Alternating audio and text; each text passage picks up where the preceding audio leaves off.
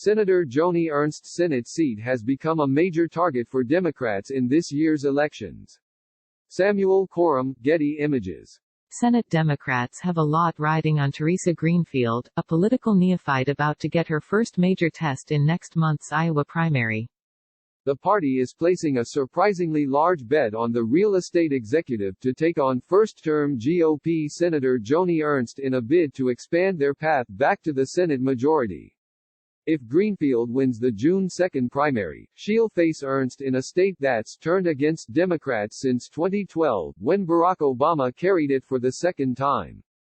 The closing weeks before the primary have brought a flurry of activity. Democrats' leading super PAC has already spent $6 million on television ads to boost the previously unknown Greenfield's positive image, and another super PAC is spending $1 million attacking one of her opponents. The intervention has rankled the other Democratic candidates, who say the Washington establishment is trying to smother their chances. Iowa looms as a potential blockbuster on the Senate map, a contest Democrats need to put firmly in play as part of their takeover strategy.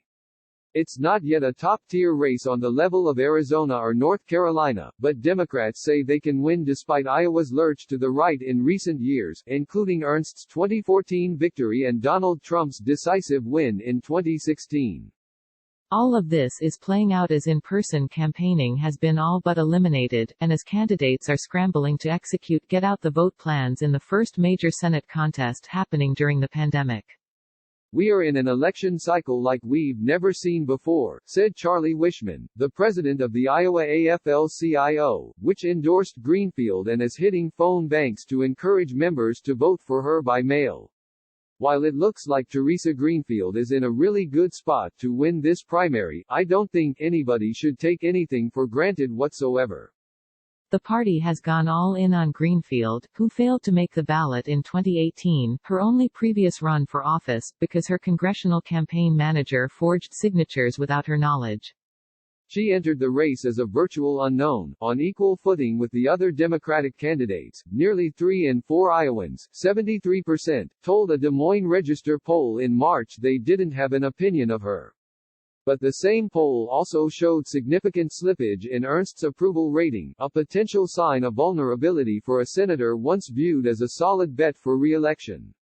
Republicans have taken notice. The National Republican Senatorial Committee, the Senate GOP's official campaign arm, is prepared to strike, launching its first ads the week after the primary. It's part of a planned air barrage with more than $15 million already on the books from GOP outside groups, their second-largest general election investment of any race so far.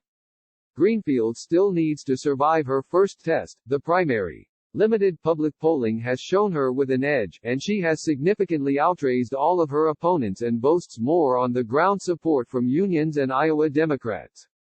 Her campaign and outside groups supporting her combine for a more than 20-to-1 TV spending advantage over Democrats Michael Franken and self-funder Eddie Morrow, whose most recent ads have been attacks aimed at the frontrunner. But despite an already overwhelming disparity, more help is on the way. Emily's List, which backed Greenfield immediately after she entered the race, is going negative against Franken, a former 3-star Navy admiral who grew up in Iowa and moved back to run for the office. A super PAC affiliated with the group is set to spend nearly $1 million in ads attacking Franken's recent return to Iowa and labeling the former Navy admiral a Washington, D.C. defense contractor. Democrats aren't just trying to propel Greenfield to victory in the primary, they want her riding a wave of momentum headed into the general election. Mairead Lynn, a spokesperson for Emily's List, said in a statement Greenfield's opponents were baselessly attacking her, but her supporters remain confident she will defeat Ernst and finally give Iowa voters what they deserve, a senator who fights for them. Greenfield's message has been focused on her upbringing on a farm and her first husband's death on the job as an electrician, which occurred when she was a young mother, forcing her to rely on Social Security and union benefits. She has also leaned on her local political operation, announcing endorsements from nearly 3 dozen additional Iowa Democrats Friday. Her latest TV ad highlighted backing from unions, members of the state's congressional delegation and Amy Klobuchar, D-Min, Pete Buttigieg and Elizabeth Warren, D-Mass, 3 of the top 5 finishers in this year's Iowa caucuses. That's how you win. You build a strong grassroots team right here in Iowa, Greenfield said in a televised primary debate last week, touting her in-state fundraising. I'm proud of that, and I'm going to continue to work hard, because that's what you need to do to win back this seat and defeat Senator Ernst this fall. Greenfields faced some friendly fire. Morrow, a businessman who has lost in previous runs for office, has trained his TV ads against her, something most Democrats believe is unlikely to boost his campaign but could damage Greenfield's image. Franken has touted his endorsement by the Des Moines Register, and his campaign pushed back aggressively on the attack from Emily's list. Kimberly Boggess, Franken's campaign manager, called the attack shameful discrimination against those who have served their country, and Franken called for Greenfield to denounce it in a video posted by his campaign.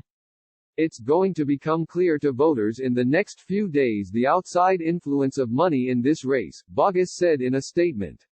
Iowans need to decide what they want in Washington, more of the same or what they need. That is someone to take on Mitch McConnell and, at times, Chuck Schumer as well. All of the Senate Majority PAC advertising has been positive spots highlighting Greenfield's biography, aimed at boosting her image. It's the second time this year the group has intervened in a primary. Ahead of the March primary in North Carolina, Senate Majority PAC sent nearly $13 million to two different outside groups to help boost DSCC-backed Cal Cunningham against an insurgent challenger, although some of that spending came after a Republican group meddled in the Democratic race. Democrats are hoping to get a twofold benefit out of the spending, propel Greenfield in the primary and also increase her name ID among Iowa voters, most of whom don't know her, before Republicans are on the airwaves attacking. The NRSC has reserved $2.6 million on TV starting 1 week after the primary and running through mid-July to attack the Democratic nominee. Senate Leadership Fund, a GOP super PAC, has more than $12 million booked for the fall. The more Democrats can do early on to define who our nominee is, the better that will serve them in the fall, said Sam Roker, who managed Democrat Patty Judge's unsuccessful 2016 Senate campaign. Republicans' focus has been entirely trained on Greenfield, calling her beholden to Washington interests and hypocritical over her stated opposition corporate PAC donations. State GOP Chair Jeff Kaufman said after the primary debates last week he thought the contrast between Greenfield and Ernst, a first-term senator and military veteran, would be a major edge for Republicans. Teresa Greenfield's weaknesses as a candidate have been laid bare by members of her own party, and Chuck Schumer's special interest money can't fix this disaster, said Jesse Hunt, a spokesperson for the NRSC. The relatively sleepy primary turned divisive last week during 3 separate debates. Morrow, Franken and Kimberly Graham, another candidate, attacked Greenfield for her fundraising and the outside intervention on her behalf. Greenfield said she doesn't control the outside groups and had nothing to say about the intervention. But she also returned fire, arguing the other candidates hadn't built grassroots support to match hers. If those people had the DSCC endorsement, they would gladly accept that help and everything that comes with it, too, said Wishman, the AFL-CIO president. Still, some Democrats beyond the candidates themselves remain irked by the intervention. Most don't fault Greenfield or dismiss her chances in the fall, according to conversations with several Iowa Democrats, but are frustrated the outcome seemed predetermined. One Iowa Democratic elected official, who is neutral in the race and spoke on condition of anonymity to discuss the intraparty matter, said Greenfield's biggest differentiator is the resources behind her. If nothing else, it would have been great to see them compete on an even field, the official said.